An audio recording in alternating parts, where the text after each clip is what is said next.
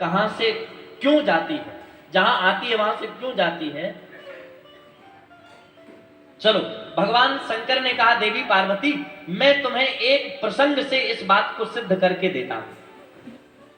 लक्ष्मी किस घर में आती है और किस कारण से जाती है। ध्यान से सुनना देवी, अगर तुमने यह प्रसंग सुन लिया तो निश्चित है कि तुम्हारे घर से कभी लक्ष्मी नहीं जाएगी। मैं पूरे अचनेरा वालों से भी कहता हूं, आस्था टीवी के दर्शकों से भी कहता हूं, ये छोटी सी कथा भगवान शंकर सुना रहे हैं, सुनो जरा। भगवान शंकर ने कहा देवी, एक बहुत पैसे वाला धनवान सेठ था, जिसके पास धन की, व्यापार की, घर की, सोने चांदी की कोई कमी नहीं, अरबों खरबों संपत्ति, इतनी संपत्ति कि वह स्वयं गणना नहीं कर पाता था कि मेरे पास कितना है। सेठ धर्मात्मा भी बहुत था, जैसे धन था उसके पास वैसे ही धर्मार्थी भी था, पूजा पाठ भी करता, दान पुण्य भी करता। एक दिन माता लक्ष्मी सेठ जी के सपने में आई। माता लक्ष्मी ने कहा, सेठ मैं अब तुम्हारे घर से जाना चाहती हूं। सेठ ने कहा, माता जी क्यों जाना चाहती हूं? क्या हमारे यहां किसी भी प्रकार आपका दुरुपयोग हो रहा है, या हम आपके धन से दुष्कृत्य कर रहे हैं? माता लक्ष्मी ने कहा, नहीं, मैं इसलिए नहीं, पर बहुत दिन हो गए, तुम्हारे 5 पीढ़ियों से मैं यही हूं। अब मेरा भी मन है कि कहीं और जाऊं, लेकिन मैं तुम्हारी सेवा से, तुम्हारे धर्म से, तुम्हारी पूजा पाठ से बहुत प्रसन्न हूं। तो हमारा मन है कि तुम्हें बता करके जाएं, और तुम्हारे इस सेवा भाव से, पूजा पाठ से तुमने मेरा 1 भी रुपए का कभी दुरुपयोग नहीं किया। तो मैं चाहती हूं कि तुम मुझसे एक वरदान मांग लो। मैं जाऊं उससे पहले तुम्हें एक वरदान देना चाहती हूं, इतनी प्रसन्न है। सेठ ने कहा, माता जी, और यदि वरदान की बात है तो मैं शायद यही मांग लूं कि आप रुक जाओ। माता जी ने कहा, नहीं, ये वाला वरदान छोड़ के बाकी जो चाहोगे वो दो। सेठ जी ने कहा, मां मुझे एक दिन का अवसर दो, मैं परिवार में अपने वयोवृद्धों से और अपने परिवार में बहुओं से सलाह लेकर, बेटों से सलाह लेकर फिर आपसे कल मांगता हूं। माता जी अंतर ध्यान हो गई।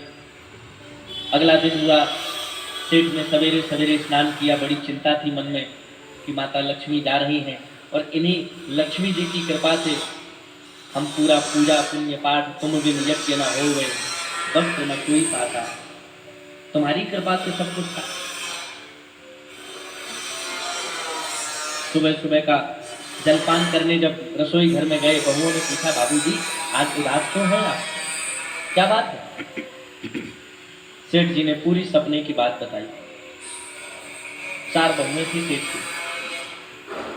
सेठ ने बहुओं से कहा, अच्छा तुम बताओ, अगर तुम्हारे सपने में मां भगवती आती, लक्ष्मी जी आती और वो कहती मांग लो, तो तुम चारों क्या क्या मांगते?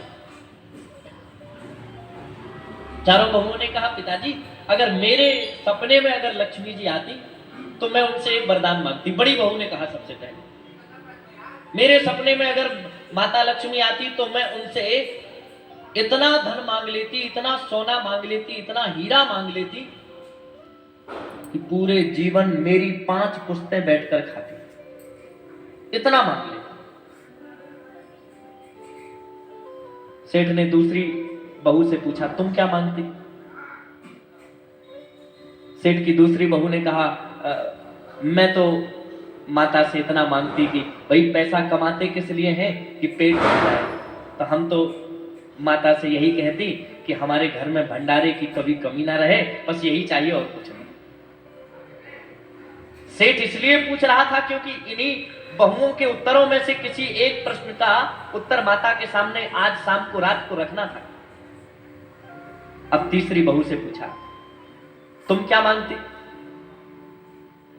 तीसरी बहू ने कहा, हम तो इतनी जमीन मांग लेती, क्योंकि जमीन ऐसी होती है आज जितने की है कल 2 गुनी हो जाएगी, फिर 3 गुनी हो जाएगी, 4 गुनी हो जाएगी। वो मूल्य बढ़ता ही जाता है।